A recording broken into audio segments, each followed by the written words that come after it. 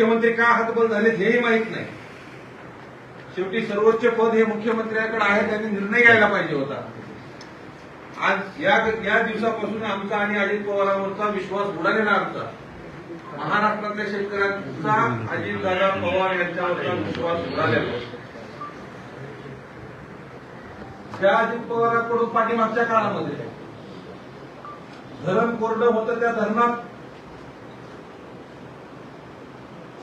लघुशंका करू का, म्हणजे त्यांनी ती वेगळ्या भाषेत वापरलं, पण तो शब्द मी वापरणार नाही, कारण आम्ही संवैधानिक शब्दाचा वापर करणारे कार्यकर्ते आहोत. तुम्ही काही बोलायला चालतं, तुम्ही शेतकऱ्यांचे पोरं निवेदन द्यायला आणि त्यांना मारायला चालतं, परंतु आम्ही त्या चुका करणार नाही. जर दादाच अशा चुकीच्या शब्दाचे वापर करत होते पाठीमागच्या काळात, मग तुमचे मंत्री का करणार नाही? म्हणून आम्हाला असं समजलं की हे तुम्ही सगळे एका माळाची मणी आहात. फक्त एक मणी मोठा आहे त्यातला, गुरुमणी म्हणतो आपण त्याला. तो गुरुमणी म्हणजे अजितदादा पवार.